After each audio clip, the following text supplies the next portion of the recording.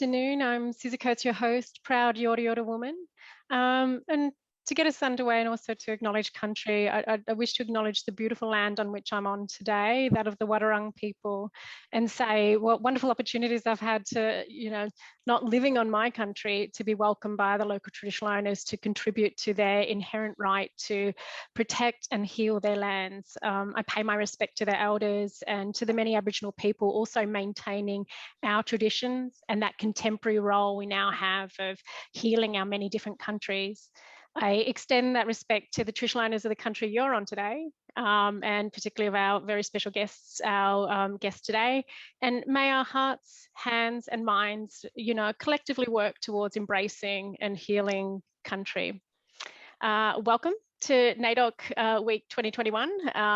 And for many of you, this is one event in a series of many that's held throughout the week. To give you a bit of background for today's event, IPAA Victoria is, as Kim suggested, a member-driven organisation which connects, empowers and celebrates Victoria's public purpose sector. Together with the Aboriginal Advisory Committee, we want to provide a safe and inclusive space for traditional owners and the public sector to work together to enable Aboriginal self-determination. Today's event celebrates NAIDOC 2021, and as many of you will be aware, NAIDOC Week celebrations are held across Australia each July to celebrate the history, culture and achievements of Aboriginal and Torres Strait Islander peoples, of which there are many. The theme for 2021 is Heal Country, and it calls for all of us to continue to seek greater protections for our lands, our waters, our sacred sites and our cultural heritage from exploitation, desecration and destruction, and to fundamentally recognise and respect the rights and roles of Aboriginal and Torres Strait Islander people on their countries. At this event, we'll hear from traditional owners on cultural knowledge, challenges and opportunities for healing country. We want this session to be as interactive as possible. So to do that, please add your questions in the chat throughout the session. And we'll also invite you to ask your questions in the audience Q&A at the end. And why not start by telling us what country you're coming in, you're joining us in today or joining us from. Now, to introduce our very special and amazing speakers today, I'd like to start by introducing Donna Wright, a proud Karakmara Gunditjmara Nation and Kamilaroi woman, Director at the Gunditjmara Traditional Owners Aboriginal Corporation and member for the Southwest for the First Peoples Assembly of Victoria. Also joining us is Trent Nelson, a proud Djadjurrung and Yorta Yorta man, Regional Fire and Heritage Coordinator for Loddon Mallee Region at the Department of Environment, Land, Water and Planning. And we're also joined by Scott Falconer, Deputy Chief Fire Officer, also in Loddon Mallee for the Department of Environment, Land, Water and Planning. Now, I would like to start the conversation by inviting Trent to present on cultural burning and its role in healing country. No worries. Thanks, Susie. Thank you, brother. Over to you. Yeah, thank you. Dalka Yamob. Thank you for, I guess, today getting us to be able to present, I guess, on the work that we're doing up in Jara country and central Victoria, Murray Goldfields and Loddon Mallee. I'd just like to say hello and acknowledge Auntie Donna there as well, and any other mob that are online as well. Yeah, it's been a good week. Heal Country's an awesome, I guess, theme for what we're doing, and looking across this week in all the discussions that I've been in with other mobs and other agencies. Yeah, there's so much awesome work that's going on. It's it's really inspiring. I'm just wondering, Susie, is the presentation able to be put up on the screen? I know Andrew can do that. Yeah, we're going to screen share now, Trent. Deadly, no worries. Now I've got Scott Falconer with me as well. So usually we do this as a joint effort a lot of the time, and we sort of work well together. So I'm happy for Scott to jump in at any stage, bud. So I've got your back, mate. But you're the star of the show today, and I am very privileged to be here. So thanks for the invite. No worries, bud. Yeah, it's all good. All right, well, we'll kick off. To thank you. I guess the presentation we're going to do today is really around, I guess, forest fire management, Victoria, cultural burning in the Murray Goldfields region. So the work that we've been doing up here really is a right fire for country. That's the most important thing for us. And so the work that we've done since about 2017 really is about, you know, working with a lot of the traditional owner groups, mobs up here on country in the Murray Goldfields and Loddon Mallee, really around, I guess, implementing cultural fire out on the ground. And for us, really, as a government agency, I guess my position was I came into the conversations in sort of 2016, 17, in the work that I was doing at Parks Victoria with the Judgerung Ranger program around supporting cultural fire and planting cultural fire out on you know, public land. And I guess it's really been to the credit of the good work and starting the conversations from, I guess, our CEO, Rodney Carter at Judgerung Clans Aboriginal Corporation in Bendigo, and Scott Falconer, the man you have before you today as the Chief Fire Officer for Loddon Mallee. For us, really, that's where it's all started. And it continued from there, really, and it's just grown immensely in the last couple of years. So we might go to the next slide if we can.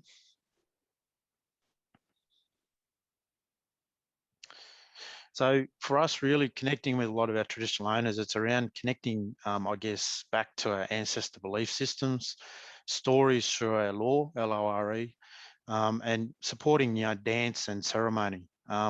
Really, that's for us, really, as an agency, we're getting into that realm of supporting our people out on country, you know, with our traditional owner groups and being a part of those ceremonies. We've got a lot of our staff that come and actually are a part of those ceremonies when they first take place out on country, when we're doing you know, cultural fire and healing country. For us, really, it's around you know, healing country and healing people. That's for us, and I guess as a state government agency, it's really around yeah, my position is really around that conduit, but also being the agency to be an enabler to actually get more traditional owners out on country and to practice their culture, practice their ceremony through fire methodology.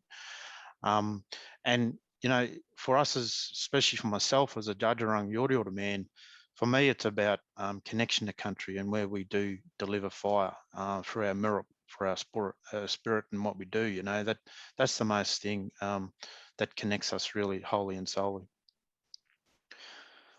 We might go to the next slide if we can. Yep. So in terms of what we're working with Murray Goldfields, we have sort of 4 different groups that we work within, but there are more and more that are coming on board. So at the moment, we're working with Yorta Yorta, Judge Albarung, and Tunarong. We're having conversations with them, but we're also working with Wurundjeri Woiwurrung down to the south of our region, our district. But then what we're starting to do now in the last 12 months is actually work with more mobs up along the river system country. So First Peoples Miller Mallee up around Mildura, Tati mob around Robinvale, and then also Waddy Wamba Barappa. We're also working more in with them as well. Barappa Land and Water as well. They're really important. They've been, you know, for the last 3 to 4 years, they've been working as well in this space and delivering cultural burns on country.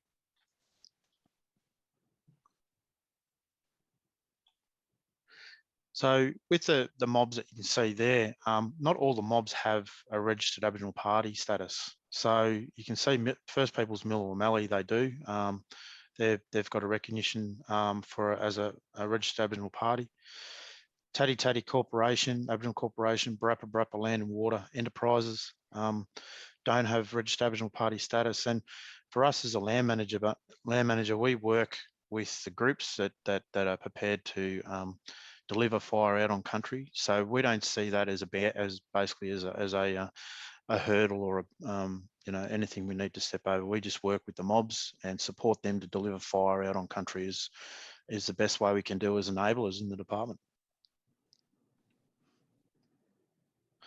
So for us, I guess really in this position, it's about healing country aspirations and listening to the traditional owners in what they want to deliver and what their aspirations are. So for us, I guess as an agency, we support through various ways. It's not just about implementing fire on the ground. We also support through training opportunities. So general firefighter training. So that way traditional owners can actually be a part of the plan burning program, or they can step up into applying for a project firefighter position in the department, or just about skill development. So giving them basic wildfire awareness. So when they are out on a cultural burn, they can observe and they can actually partake in delivery of fire. So for us, it's really about enabling those things and supporting and hearing what the traditional owners want to do, and for us to supporting them with opportunities. Cultural practices and customs, cultural heritage, bush tucker, so food and fibre plants, really they're really important things that we listen to the mobs and understand what we need to deliver, to support them out on country for their own cultural, basically moving forward and delivering their aspirations on country. Self-determination is a big thing, and it's a big thing right across the state with our mobs and right across Australia. We want to eventually, get our traditional owners to a point where their self-determination is there. They're actually leading their country. They're actually land managers again, and we slowly step out of the picture in terms of the regulation, I suppose, of fire across country. But we do know that there's always going to be a need for cultural fire and planned burning in terms of risk, in terms of property, in terms of assets across the public land footprint, which is really important to understand as well. So that's where that partnership comes into play. That's most important.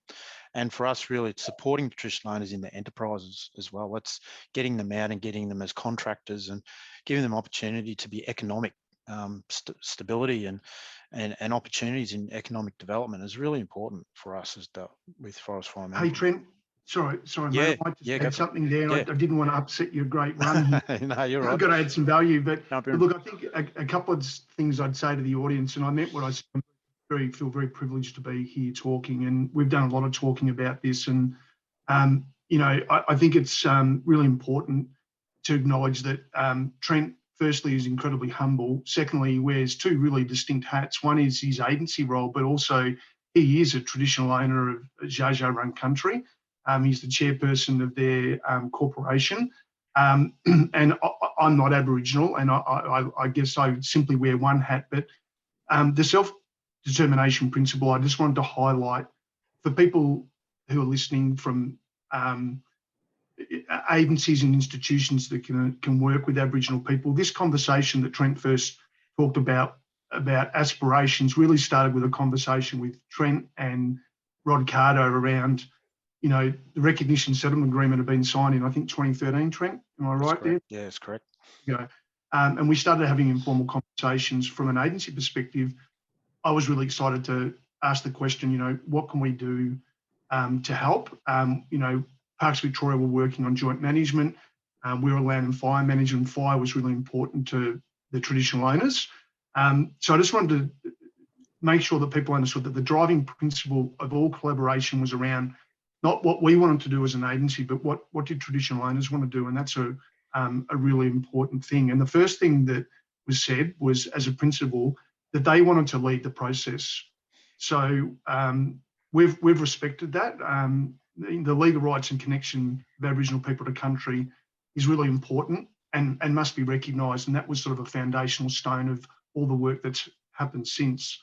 And I think the development of trust between agencies and the traditional owners was incredibly important as well. And that took time. And having Trent work in the organisation has been fantastic, along with the creation of the first Aboriginal traditional owner burn planner, and there's two more of those positions to be created. So I just wanted to make the point that all along the way, we're at a stage now where there were no cultural burns that we're aware of on public land, at least for probably 170 years, certainly on Dja Dja Wurrung country and more broadly.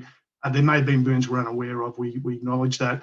There's now been 30 plus burns. There's 120 burns scheduled for the future. So it has been incredibly rapid in its emergence in Victoria, and other states and territories are looking at what we've done actually. But yeah, that point around, you know, Aboriginal people want to nominate these burns. They want to do it at their pace. They want to implement the burns is a really important point. So I'll throw back to you on that note. Thanks, Trent. Yeah, no, thanks, Scott, for that context. Really important into the work that we're doing. We'll keep continuing, I think.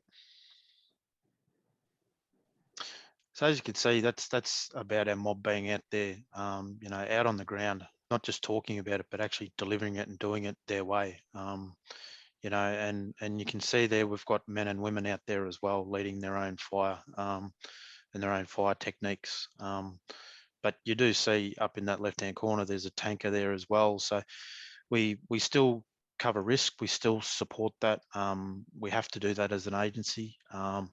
And obviously over time that will hopefully get you know more and more supported, and that risk you know hopefully won't be there as you know a main point in what we do, but we're always conscious of safety, which is the most important paramount thing of what we do with the work we do.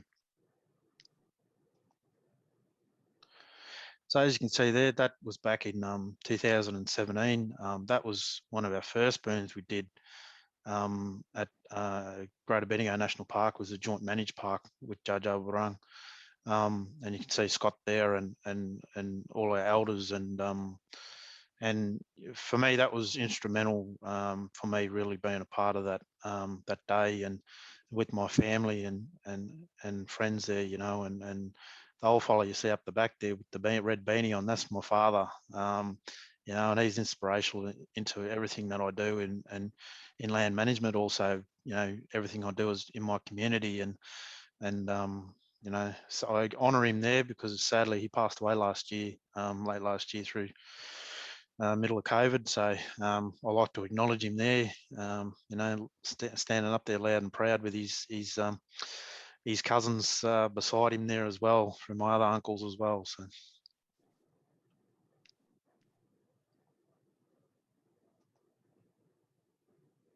So moving forward, I guess currently in the last 6 months, you know, we've supported delivery of about 8 cultural burns across, you know, 4 different traditional owner groups in Murray Goldfields, and they've been not just in the single groups delivering the burns themselves. It's actually been joint. So we've had burns where 3 or 4 of the mobs have come together and they've delivered burning on one mob's country. So for us, really, you know, that's about, you know, for us enabling that to happen is really important, and that's up to the decision of the traditional owners. They make that decision on who they invite to the cultural burns, and we support that.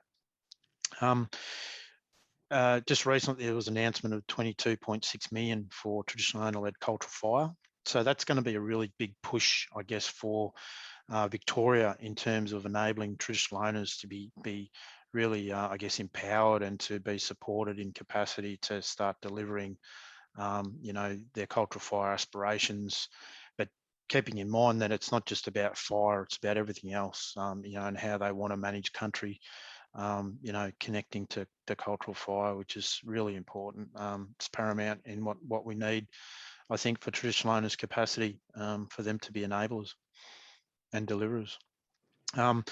For us, we're working on 2 new positions that have been advertised. We've got one in Hume region and one in Gippsland, which will be cultural burn planner positions as well. So they'll be embedded in the department that'll work with the traditional owner groups in those regions to actually support them in getting cultural burning happening in whatever way they'd like to have it delivered on country.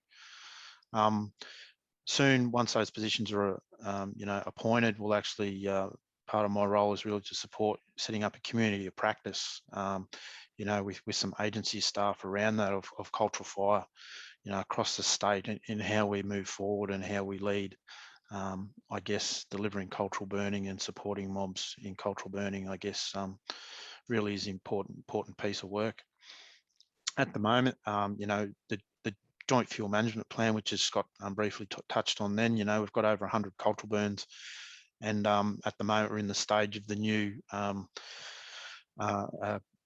joint fuel management plans being signed off again for the next round. You know, and we've got probably about another 30 to 40 cultural burns just in Murray Goldfields region, not alone the state. The state's probably even bigger. You know, of actually cultural burns that are going on to the joint fuel management plans, and they're actually recorded on the Victorian Aboriginal Affairs framework as well. So all that information is captured in what the mobs are doing across the state, and there's some awesome things mobs are starting to do. You know, like it's you know, trying to I struggle to get across to all the burns that are happening, but you know, it's inspirational to see how mob are delivering cultural burns. I know Gunai Kurnai delivered one about a few months ago down there, and you know, on their country, and that's what it's all about: getting them mob out on country and burning and learning and building them aspirations for the future to support their mob. So I guess from everything we do, it's about learning from country. Country tells us everything we do. It's our old people, you know, instill that in us, you know, from a young age, that, you know, country tells us in how it's feeling and how it's needs to be managed. And you know, right across our country is sick. You know, we need to heal our country, as obviously the NAIDOC theme. But really for us around cultural fire, it's about embedding cultural fire and learning from that, and our country telling us, you know, whether it's we're doing it the right way or not. And they're the big indicators for us, you know, moving forward in this program. And we'll just play a short little video there, I think. This is of...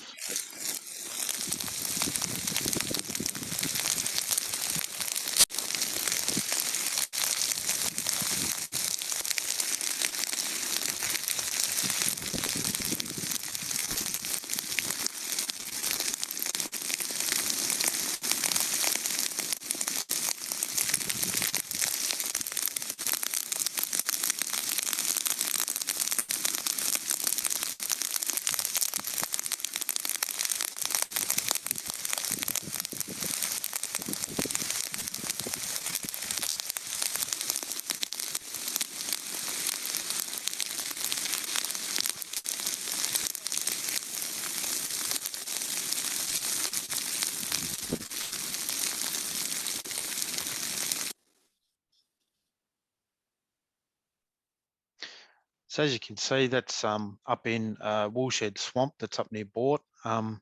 That's out in the middle of the swamp. That was conducted last year in about middle of probably July, and close to August it was. So sort of still in the middle of winter. You know, we had a really good day of weather there that we were able to get up there, and it just goes to show that fire, put in that context, is that, you know, we had the flame height was roughly around the you know, the 20 centimetre height mark, but we had a lot of green vegetation. So the way the fire was actually implemented by Judge Overrung and Barappa on that day, you know, you could walk straight through it, you know, immediately. You know, you can see that big open patch where there's actually patches through it that are green, that actually were plants and you know, species there that were untouched. So it's just about burning through a lot of the old grass and basically returning again, you know, later this year to do it again. And that's what cultural burning is about. It's about, you know, managing country, but not managing it on too big a scale. It's about spending days together and doing that type of burning that, you know, it's about coming together and just celebrating in what we do and not rushing things, just letting the fire do its work. And you know, the aspiration from this is really to start having one day to have our kids and our younger people out there doing it, you know, and not being afraid of dropping fire on country, you know. But we still had our PPE on that day, and we had you know, 5 vehicles and that ready. But as you can see, that's in the middle of winter.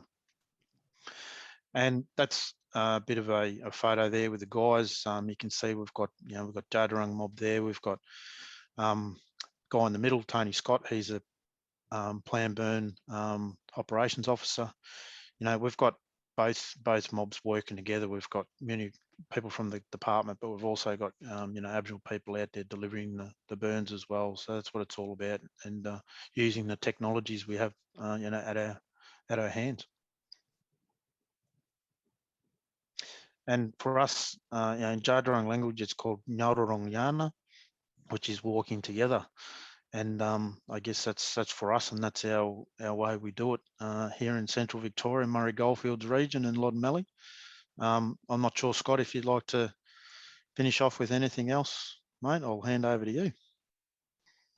Yeah, thanks a lot, Trent. And I think you've said enough. I think the only thing I'd add to the audience is that, as a non-Aboriginal person working in this space and spending 30 years in, land management, fire management, water management, I'm doing all the elements.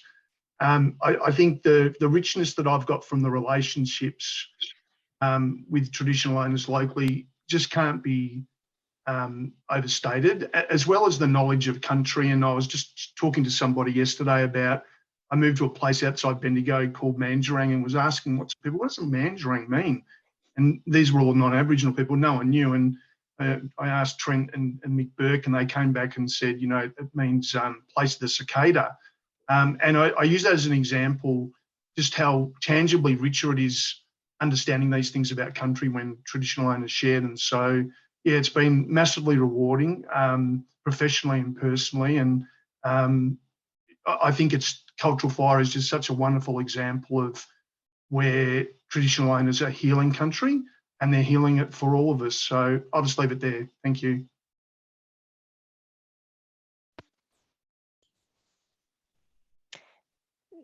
Thank you, Trent, for the presentation and for your contribution. Scott, we've got, and just a reminder to the audience to add any questions. I can see we've got one in already. Now, what I might do is hold those questions that are starting to come into our Q&A, and I'm going to invite Donna Wright to present on her country. Hello. Hello, everyone. Happy NAIDOC Week. My name's Donna Wright. I am a proud Karatmara woman of the Gunditjmara Nation. My country is Lake Condah, down in the southwest. And my mother was raised on Lake Condah Mission. I'd just like to acknowledge the Wurundjeri Willem clan, whose land I am on today, and thank the IPAA Aboriginal Advisory Group for the invitation to present. Just wanted to acknowledge all the participants and hope you're having a deadly, wonderful NAIDOC week. And to the deadly team behind the scenes looking after us. I just got my presentation to them on time. But also to Trent there, thank you for your presentation, Trent. That was amazing. Also, I am the chairperson of the Gunditjmara Traditional Owner Aboriginal Corporation and the Southwest member for the First Peoples Assembly. I'm also a nan. I have plenty of grandchildren, and I'm an Aboriginal early years educator by trade. Yeah, so it's great to be here today. What I wanted to do is talk about Heal Country in a sense from a Gunditjmara perspective, and all First Mobs across the country who have a role and have been caring for country, also healing country over the past 200 or so years since colonisation. And I wanted to include a quote today from Keisha Day. She is one of our Gunditjmara young people from down home. She's also an Aboriginal Cultural Heritage Officer. And she says, in order to heal country, we need to heal the people, as one simply don't exist without the other. We heal our mob through self-determination and how we choose to exert our rights as custodians of country. Protection, preservation and integrity as overarching themes serve the moral basis to ensure we leave our next beautiful generation a future they can be proud to inherit. One where they not only survive, but thrive. Because with each generation, since time immemorial, we maintain our connection to country and never waver as one simply doesn't exist without the other. And it's just to give some context in terms of my presentation today. the role of traditional owner mobs right across this country in caring, protecting sacred sites, and also healing country. So if I could have the next slide, please. I just want to show this slide, just a little bit of background. My mother is stolen generations. She was taken from Lake Condomission, and that beautiful little home down there is a replica of her home. And you'll just see Darlot's Creek just there to your right of the screen. My mum grew up there before she was taken in the 1950s. She never got to return home, but we have always been connected to this place, to this country, and we have been raised knowing the history of this place. And you can see there's a bit of a flood there. It's one of the beautiful times where the water has just taken its natural flow. Sometimes that's a dry waterway there, but it's absolutely stunning, this shot. And to heal country, as Keisha said, is to heal the people as well. So I just want to do that. Thank you. You know, we were talking before about some of the biggest challenges, and I think the biggest challenge for all of us is climate change. And I think the role that and the work that you're doing, Trent, is so important in tackling climate change. But also, as Gunditjmara people down at the southwest, you know, through our activism and intervention in and protesting, you know, we've been presented with some of the biggest challenges. And I just want to acknowledge the matriarchs in my community, Auntie Sandra Onus and Auntie Tina Franklin. Auntie Sandra she led the fight against the Alcoa smelter in Port Victoria. She took a case to the Supreme Court and lost, and on appeal went to the High Court. She took on 7 High Court judges and she won that court case, and which led to the handing back of Lake Condomission and, you know, back to Gunditjmara people in the rightful hands. And you know, there was legislation established because of that. It is now protected, the Lake Conda and Family Land Act 1987. And it just shows that when our mob are part of protecting country, healing country, and reconnecting us to our homelands, it can be quite challenging. You know, this is a landmark land rights case for the state of Victoria. So I want to acknowledge my elders and the matriarchs in our community and the Finding Gunditjmara and the women in our community. So thank you. So you would have heard on the 6th of July in 2019, the Budgebim cultural landscape became the first site in Australia to be inscribed on UNESCO, which is purely for its Aboriginal cultural significance. It's one of the world's oldest and most extensive aquacultural sites, dating back to at least 6,600 years. The Gunditjmara people first proposed the site in 1989, and the film recognises the efforts of so many who made this historic journey. And it's just prompted me, that statement, before we go to the video, that the image of the dormitory I showed you earlier in the piece is, you'll see Darlot's Creek, but my grandfather used to work the fish traps, so they're quite extensive. And, you know, being a living connection, you know, to that area. So thank you. We'll show the video. We'll just take a minute or so to start. Well, while that starts, I will do a shout out to the Gunditjmara team, Damien Bell, all the hardworking staff, our cultural heritage mob, our Budgebim rangers, all the organisations down home who work incredibly hard with many, many stakeholders navigating, you know, the various pieces of legislation just to do the work that we do, but to be in a position not only now to continue the protection, but the true healing of our country and protection of sites and expansion of our Indigenous protected areas. And it's taking a little bit. Good old internet. Don't you just love it? COVID. I'll just keep chatting until it cuts to the video.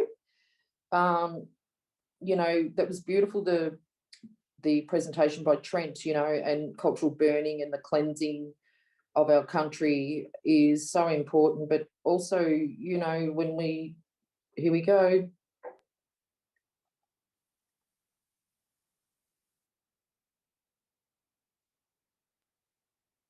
We're not going. Budge Bim, the site itself here is Gilgar country. Gilgar means of the river. What we know today is we built permanent settlements for ourselves as long as 6,600 years ago, where we're actually able to manipulate the water due to this Budge Bim lava flow. So the LiDAR actually represents a digital 3D model of the ground, and that's how the features are being identified. When we seen what it could do, properly do, we had an idea of what technology should do, but to see it actually on ground, on country, see it proving, you know, the engineering of our ancestors, it was pretty cool. Yeah, it was amazing. Hopefully through the World Heritage listing, hopefully through the work that we're doing, that information through the Gunditjmara people will be made available to all Australians. It's a jewel, it's a cultural jewel for all Australians.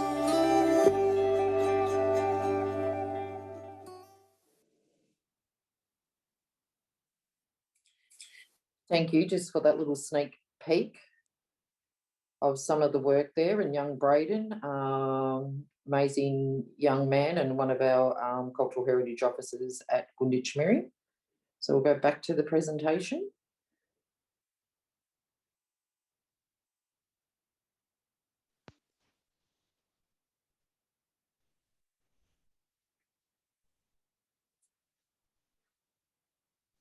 Thanks, Dave. It's amazing work that's going on down there, Donna. Like I have had a look at those LiDAR, the imagery from the fish traps, and it's just the most amazing engineering you can think.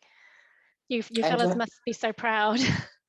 Absolutely, and you know, I've grown up with stories from my mum, my grandparents, and also oral stories, and to know that my grandfather fished those fish traps there at that site is amazing. And the fact that the LiDAR is discovering new fish traps, it's just amazing technology. Again, some of the complexities of the work our mob do down home, really important work. So that's been really exciting too. Yeah, the UNESCO, just thinking about those 30 years that it took and all that advocacy and all of the many hours in land rooms and elsewhere to try and actually get that up, that's been the most amazing effort. And I'm so, you know, just proud that there's mobs out there just really showing it as it is. Because for me, it's not like you guys didn't know. It's about the world realizing. And that's the thing around the hill country theme for us. You know, there's healing through the regeneration, the revegetation, but also, you know, our mob doing this work and leading it is fantastic. So I think this is a drone footage that we're up to. Just wanted, you know, a bit of having a look at an aerial view. We saw some beautiful images in Trent's presentation. This one is just a little snippet of, you know, how we care for country down home and the role of the rangers in it. Again, this is young Braden Saunders doing the voiceover. Ngatamwai everyone, we're here on Gunditjmara country having a look at Lake Conda, Budge Bim and Mount Napier, also known as Tapok. Unfortunately, live stream couldn't work, but this is where we are on Tuesday for NAIDOC Week 2020. Straight ahead, we've got a shot of Lake Conda, also known as Tairak, the heartland of Gunditjmara country down here, creating a sustainable lifestyle for all to live down here. It was also very resourceful for the mobs surrounding us because we provided them with that smoke deal. To the left, you can sort of see it in shot. I'll get a zoom up on it nice and close here, which is Budge Bim. Budge Bim obviously creating that lava flow. The creation story goes Budge Bim seeing our people struggling down here and spread his teeth and his blood across the landscape, which can be interpreted as lava. Creating that sustainable lifestyle. Obviously today, the only reason we have World Heritage is because of this tangible evidence that you can actually walk out to and see on the southeastern side of the lake.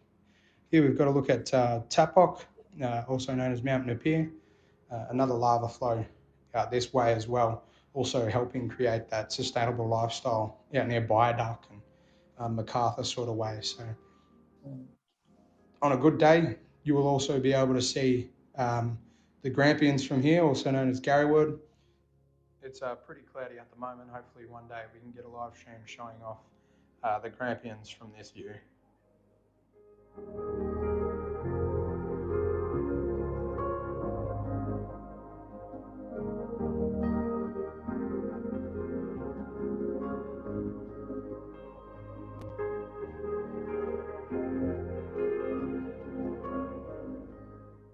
I'd like to finish off by saying happy NAIDOC week to everyone out there. Enjoy what you can of it, and hopefully you can get down here to Gunditjmara country and see this lovely country we've got.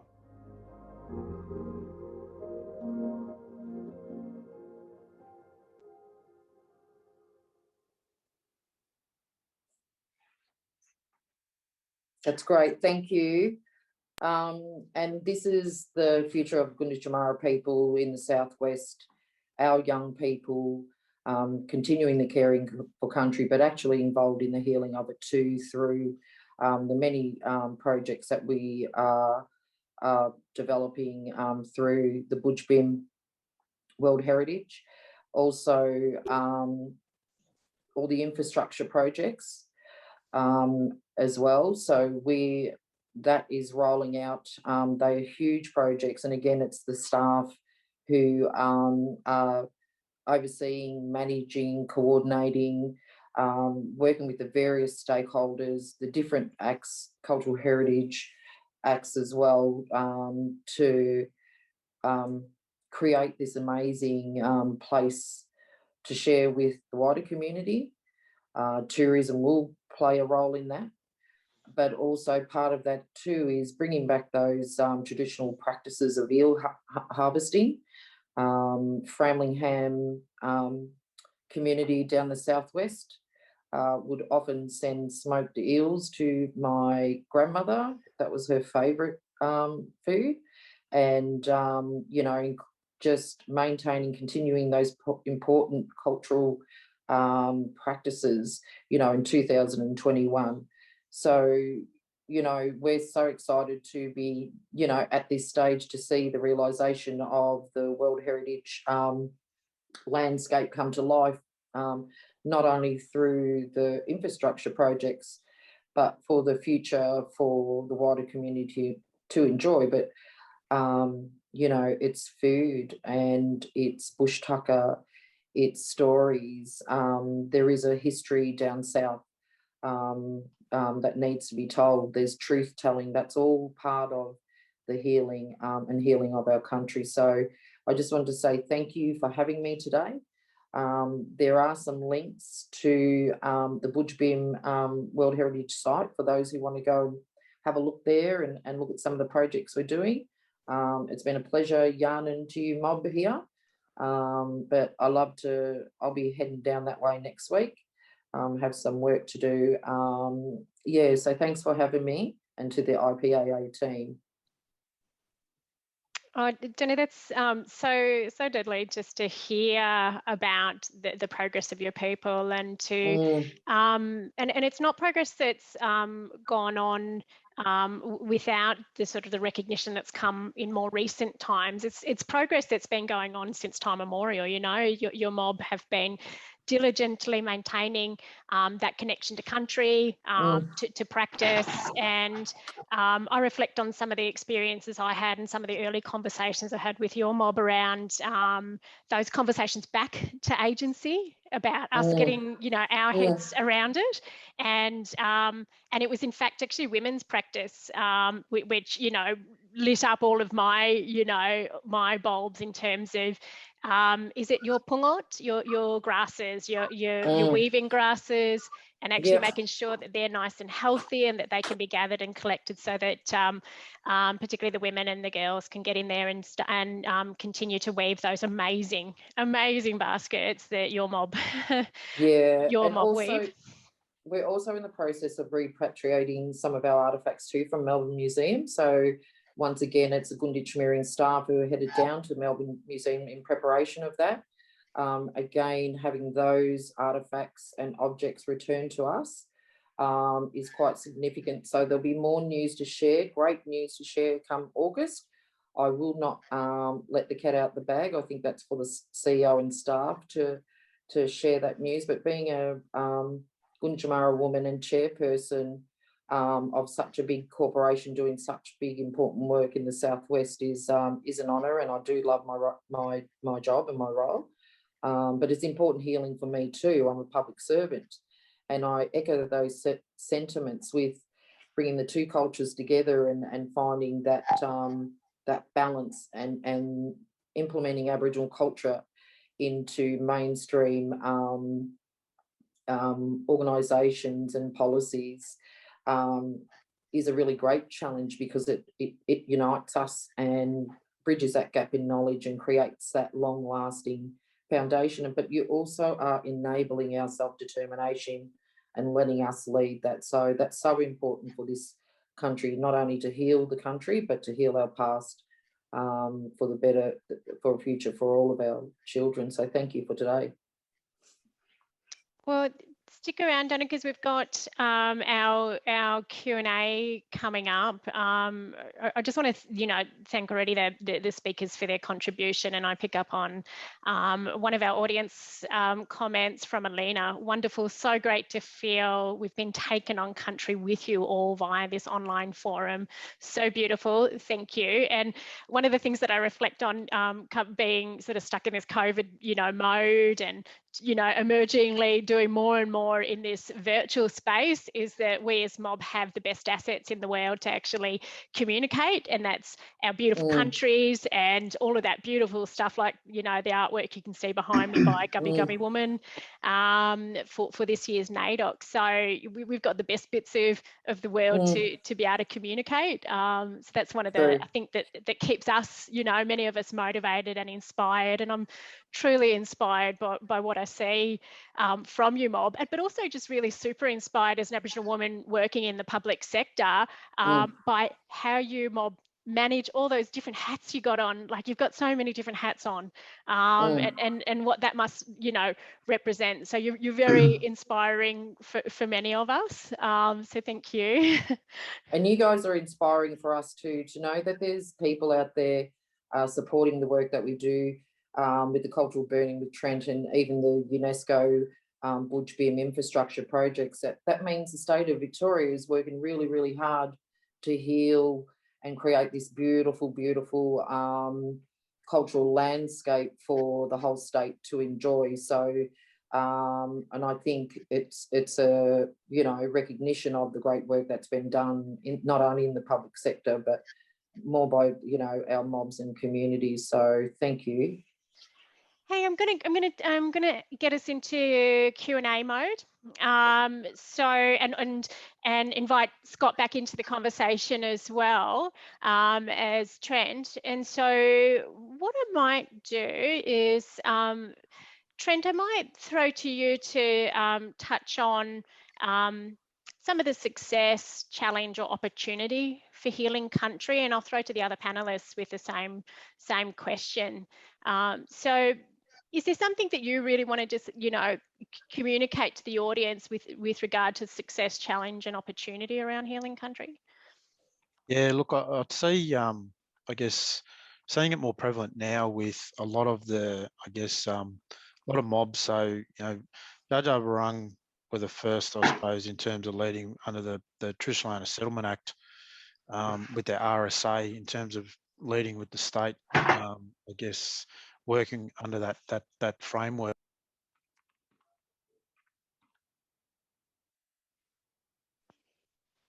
Oh, I think we've lost Trent just with volume there for a sec. hang on, something happened. I There started you and go. it stopped. You're It's all right, right. brother. Go on. Just acknowledge, I guess, the good work that's happened down, Auntie Donna's way with the mob down there. And when I was at Parks Victoria, I guess my ranger team that I had there, we went down to Gunai country. We went to the Gunditjmara country. We did a few things there that actually getting mob back out on country and being and giving them positions in government agencies is really important, because it actually supports their skill development, but actually supports their, I guess, acknowledging their work and their hard work that they do. That actually gives them opportunities to step up into those organisations one day, and also to make the choice to go back to their mob and all the skills that they've got to actually to go back and lead with the mobs as well. So I think that's a really good model that we use, and a lot of mobs use across the state of Victoria. From what I can see, that's for me, you're hearing more about mobs coming together, and for me and Auntie Donna, we were on the assembly, obviously, representing our people, and the conversations we're having every day there, that it's about self-determination, and it's about us taking control of our future, and it's what our old people fought, and what they worked for, and what they walked for as well, to actually have their next generations coming before them to be sitting up in these agencies and actually being proud of who they are, and sharing their cultural identity, and being proud of that. So from what I can see, up home with my mob, we're always applying for more people to step into the government agencies, and whether it's Parks Victoria, whether it's DELP, whether it's the North Central CMA, whoever it is, more and more mob are stepping up in these positions, and they're being they're being heard, and they're sharing their voice, and that's what I'm proud of, seeing more and more brothers and sisters step into this space. Yeah, I couldn't agree more when I see young mob out there talking up and being really, really proud and engaged in who they are.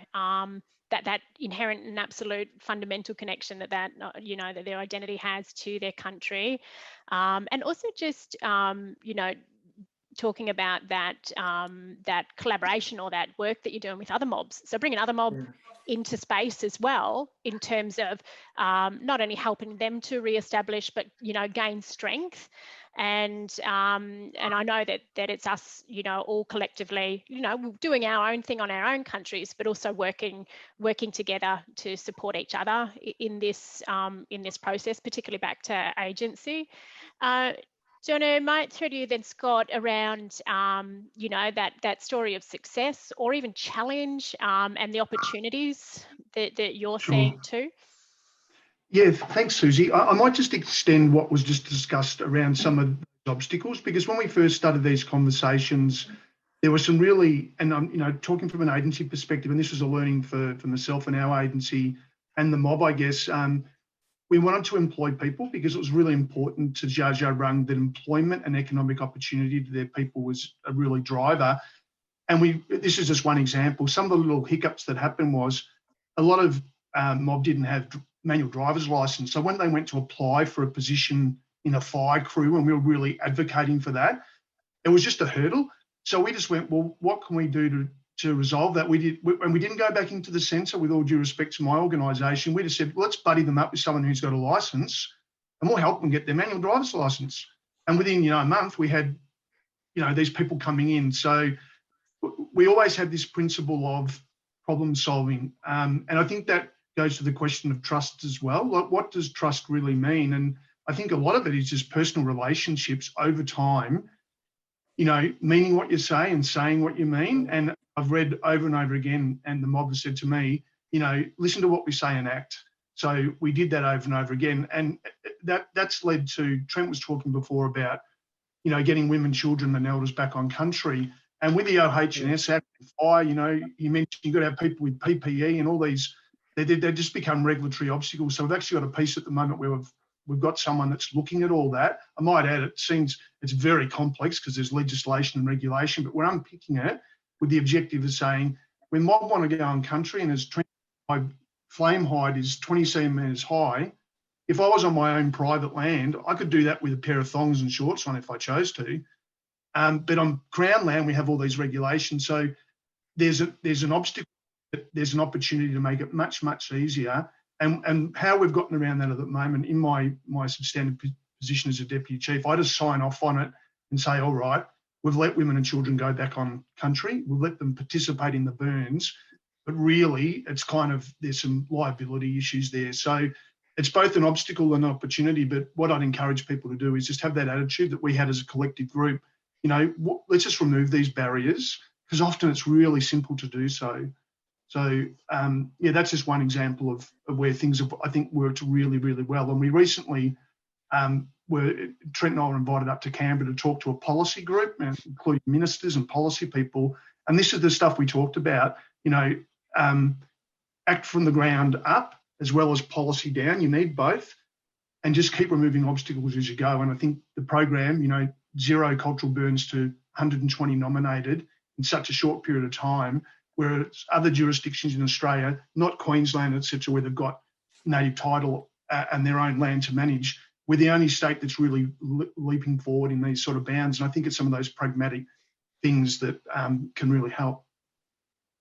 Could I pick up on that concept of risk? Because you know, often the thinking is that the cultural or the traditional fire methodologies sit outside of the framework of decision making by agencies.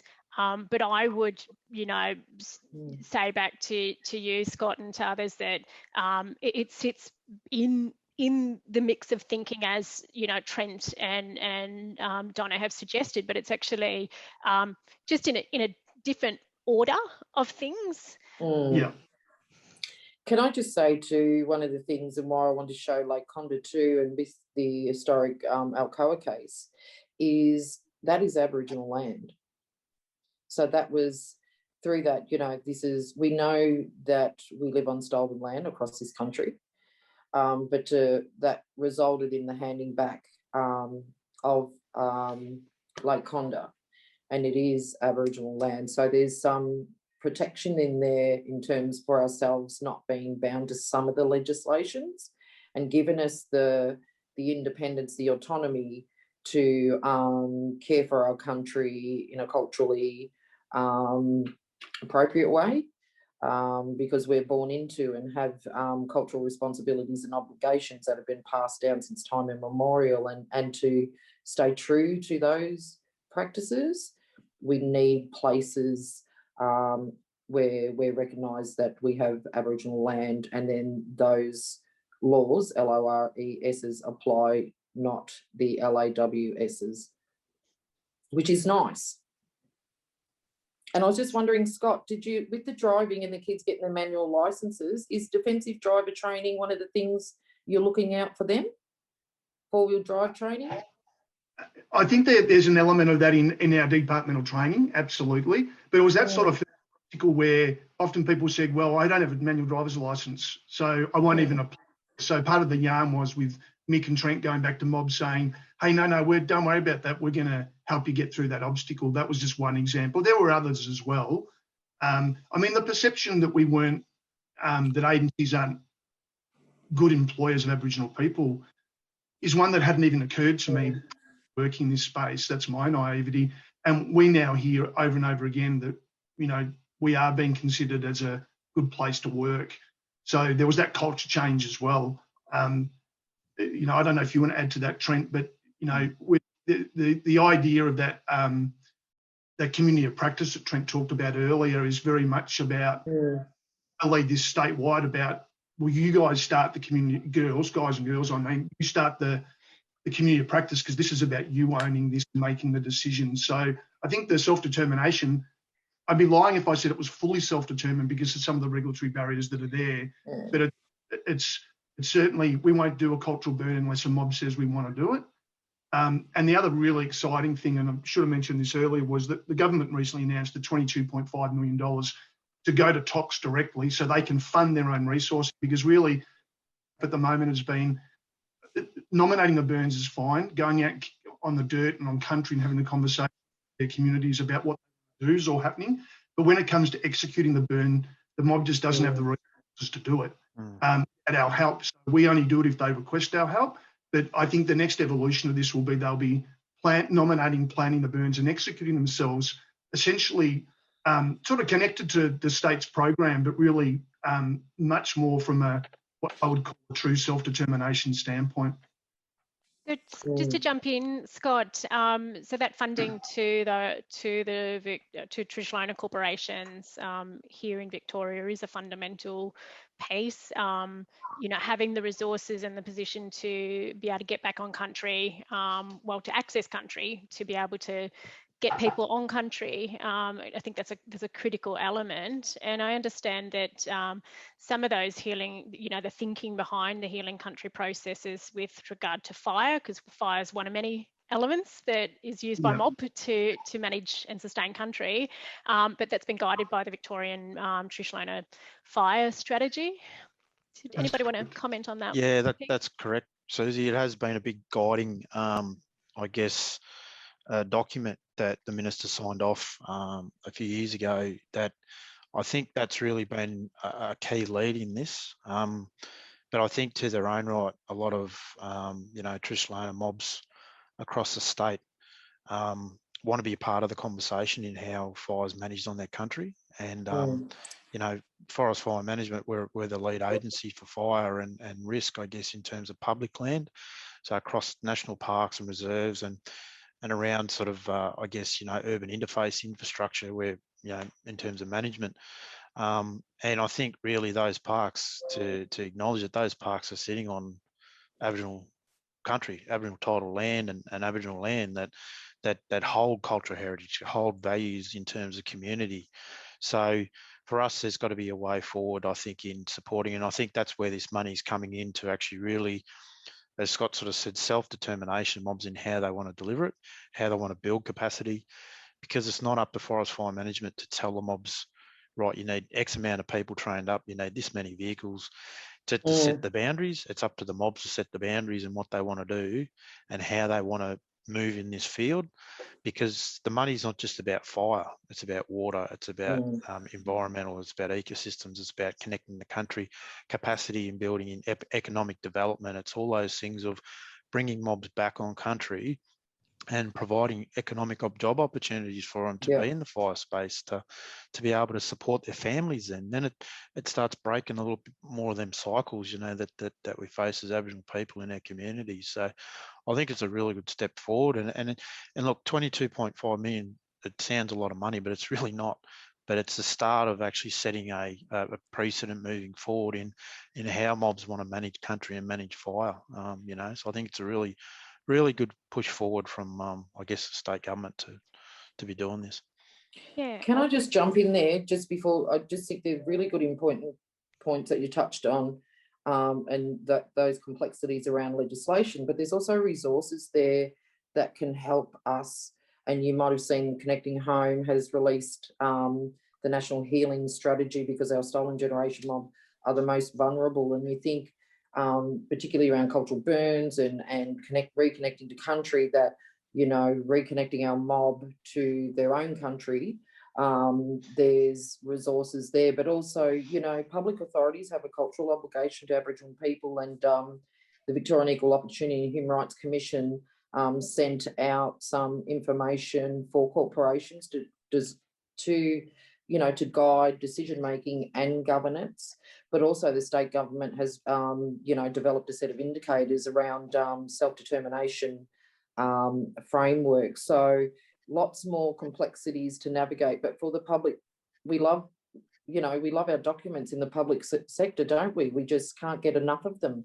One triggers another, and then, you know, we're sort of creating these documents, but I think there's existing tools that echo the voices of Aboriginal people in the state of Victoria.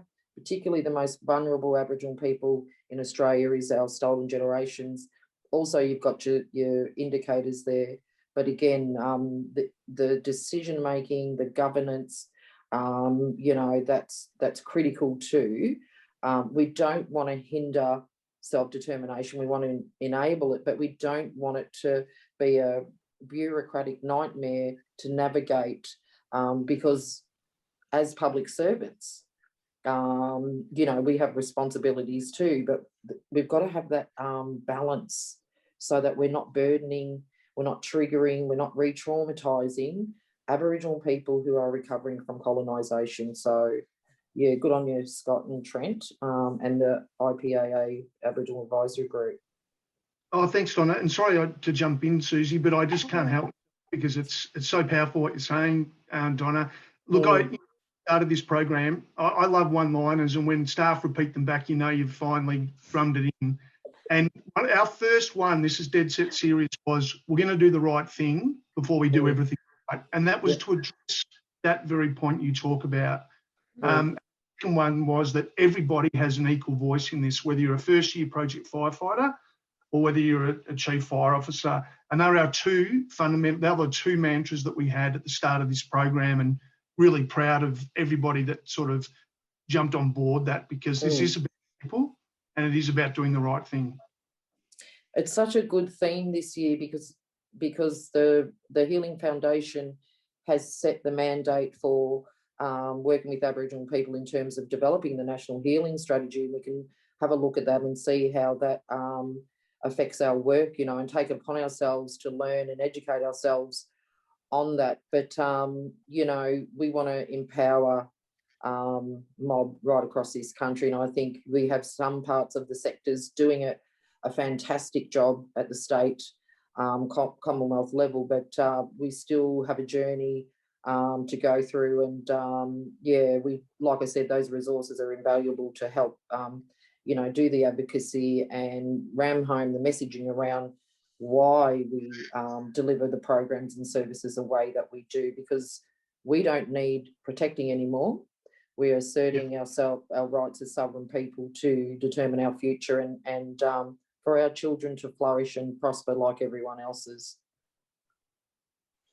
It's just such amazing points about that bring together, you know, the interests and rights of traditional owners, but also reflect on the fact that we're still facing, you know, some really significant issues socially, and you know, kids in out-of-home care, etc. When our kids are strong in their identity, no matter whether or not they're on their traditional lands or the traditional lands of others, that sort of invitation to come in and actually be healed and be strong no matter where you are. I know that has been a really key and fundamental part of my journey, particularly my journey in the cultural, you know, fire space. If it were not for the Wadawurrung people and their generosity in inviting me into their space, you know, like I don't know what I would do without that gift of strength from the local traditional owners here. So I just feel like there's just so much good energy going on, not only in, you know, and for mobs, but across to help with that broader healing journey that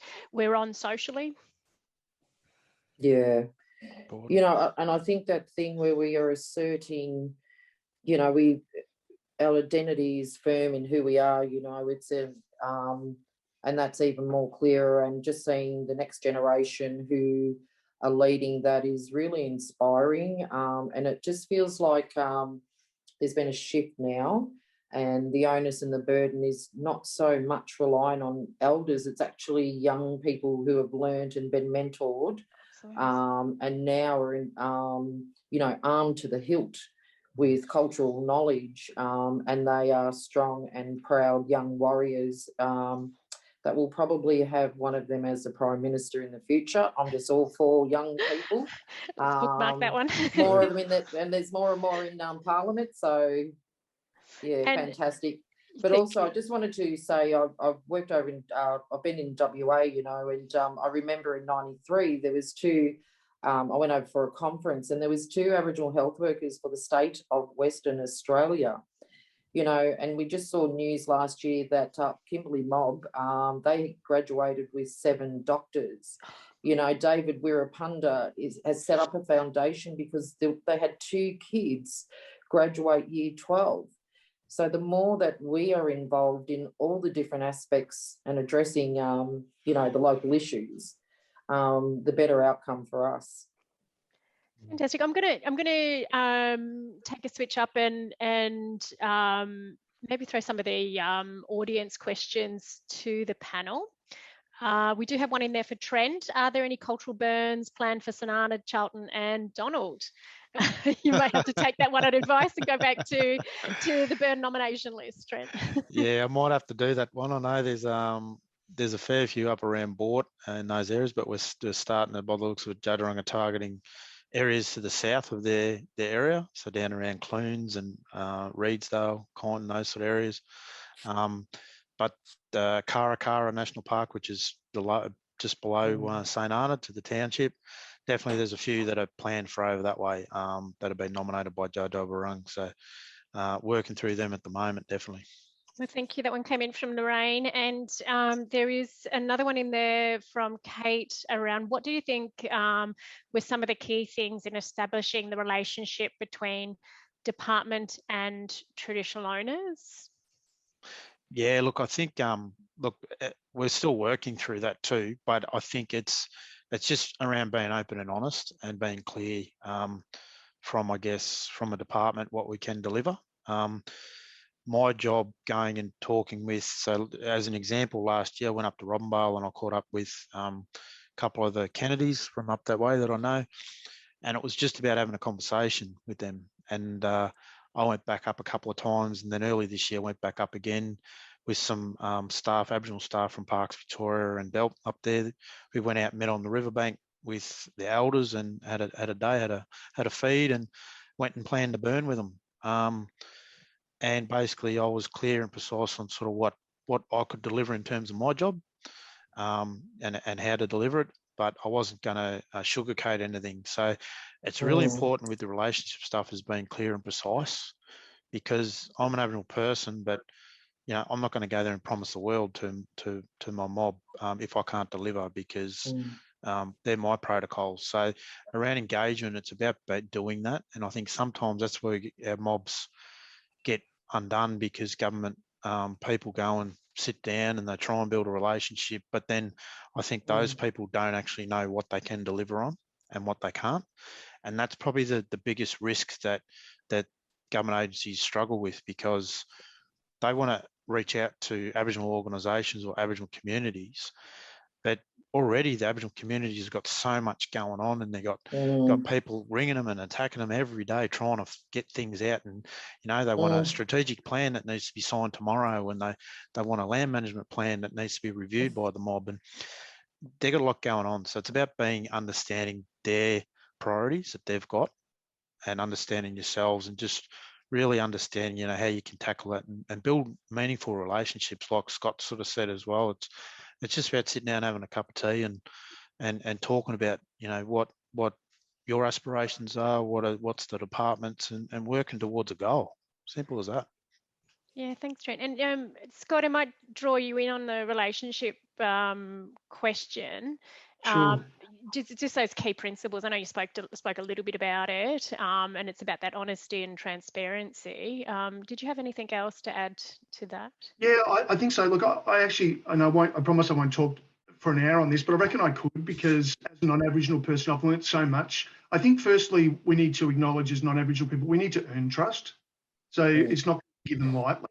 And the principles that we talked about before stand. And I think for agency staff, and I think DELP are getting very good at this, is understanding that you really have to invest in it. It needs to be personal as well, in my view. Like, you have to find some, we talked about healing country and healing people, and I'm guessing everyone in this line is very passionate about this, as it should be. So I think that personal investment over time is really important.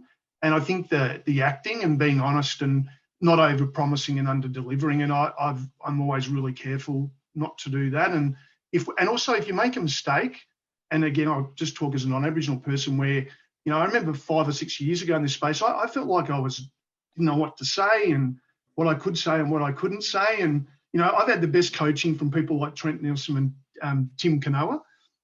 We travelled overseas together, and I saw we went on a Churchill Fellowship together to North America and the US. That's another whole subject matter, but specifically looking at building relationships around cultural fire. And I just saw this over and over again, and I watched how easily they would accept Trent and Tim, and it would take a couple of days to towards, they'd warm towards me. But I don't fight that. But it's an uncomfortable feeling when you're not used to it. You know, I'm the other, like on this panel, as it should be. But I remember one day someone saying to Tim Canoa after he asked, he goes, what are you on about, Scott? And we're on some pretty sacred country. I was the only non-Aboriginal person there. And then he turned to Tim and said, is Scott telling the truth? And Tim's got a sense of humour. I thought, I hope he says I am, because, you know, and he did, of course. So I think that endorsement from other Aboriginal people, when you get to know them sincerely, and it doesn't mean it's always smooth sailing, but, you know, if it's sincere, if it's honest, if it's genuine, I think they're the key lessons, I think. Could I add to that, Scott, knowing, having known you, having worked in DELP and been in the fire space myself for a little while, not so much these days, but there's a bit of a long view in there too? Yeah, absolutely.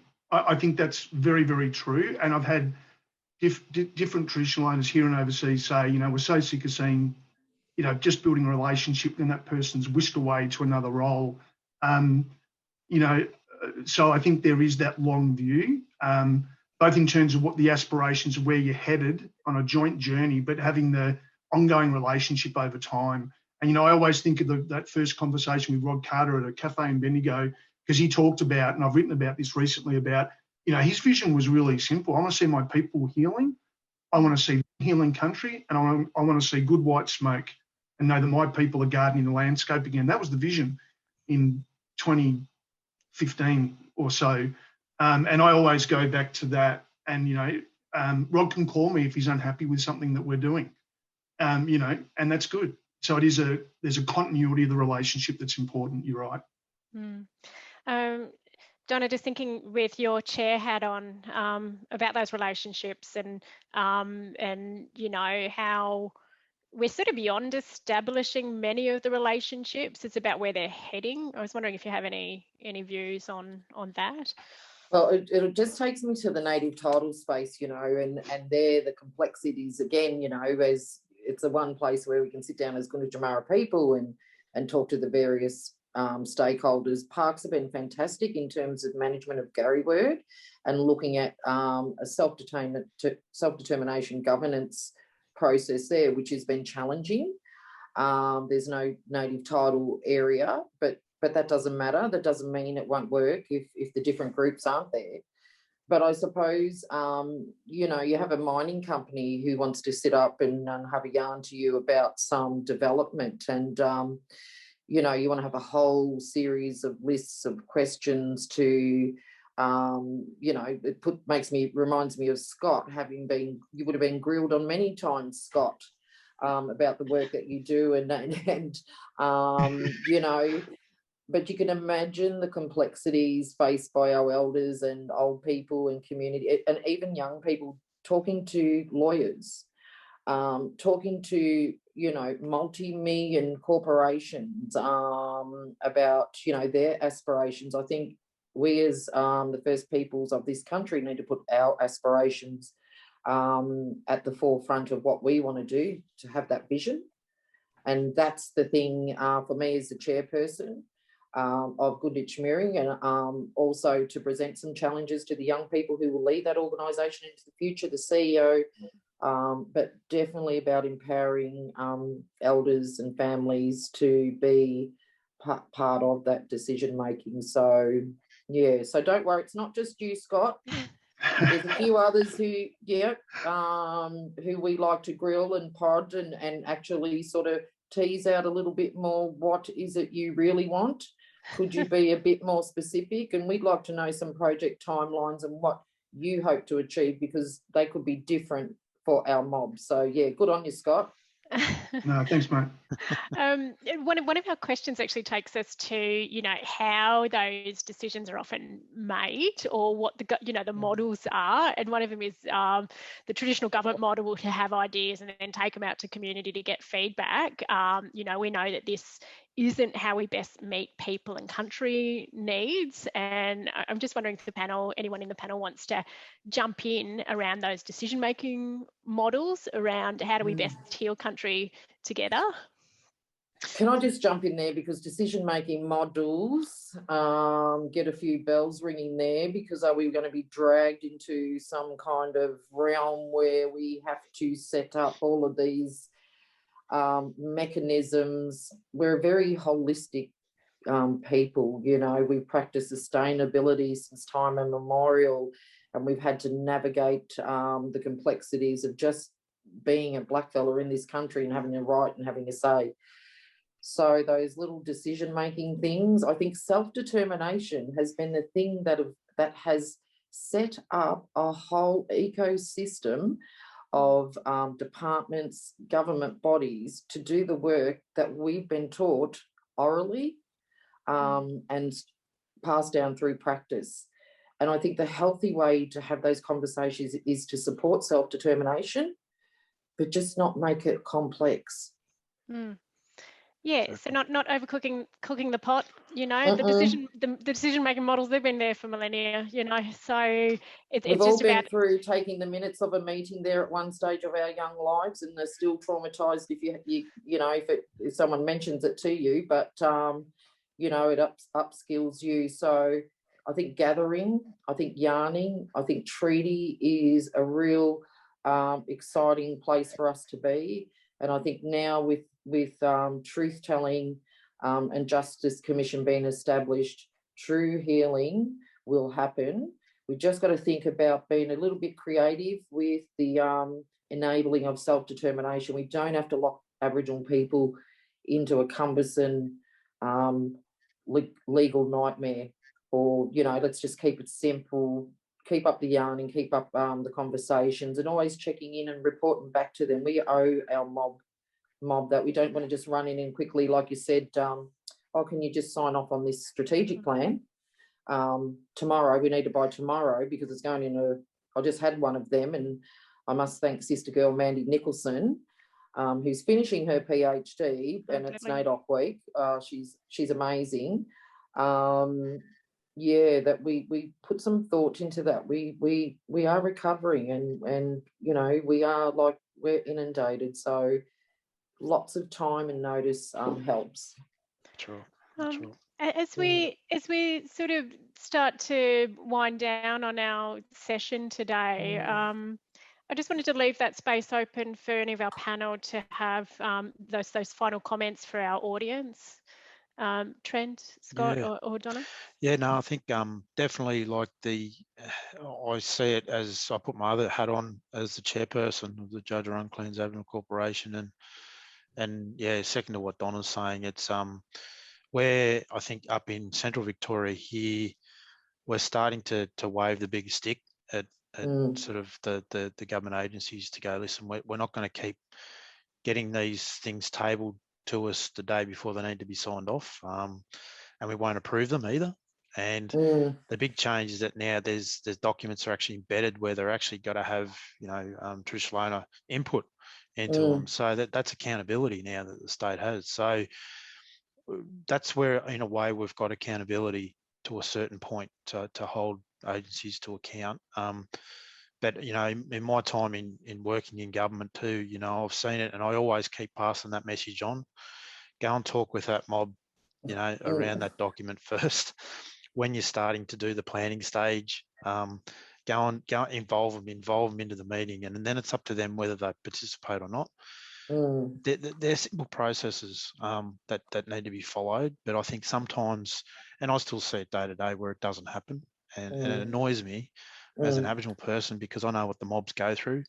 So I'm lucky because I can see the best of both worlds of what's going on. But you know, I sort of I hope that we get to a point one time, you know, next future generations, I think, where, you know, we get over this stuff, where things are actually just a given, where mob are just brought in at the start and they're talked about, and whether they've got a registered Aboriginal party status or native title or whatever it is, it shouldn't matter.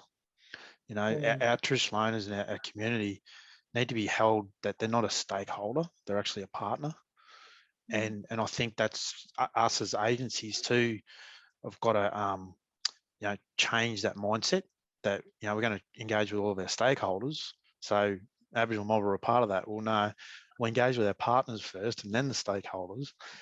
it's just that different way of thinking, I think, that you know, we government agencies need to think of, you know. So that's my two bob anyway. Thank you, panel. I'm going to wrap us up now, and I just want to thank you for your really generous contributions. I want to wish you all the best for the rest of NAIDOC, and hopefully you get some time off with you and your mob to actually celebrate and not talk to the big noters out there like me.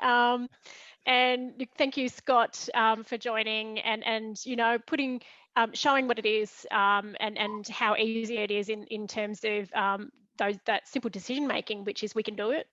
Yeah, thank you, Kevin. So thank you for joining us to celebrate NAIDOC Week, and make sure that you keep on exploring opportunities to learn and engage. And I'd like our audience to check out our other events, the professional development programs and membership opportunities on the IPAA Victoria website. Thanks, panel. Have a deadly day. Thank you. Thank you. Thanks, Susie. Bye. Thanks, Scott. Take Thanks, care. Donna. See you then. Thanks, Trent. See you, Scott. Thanks, Susie. Bye.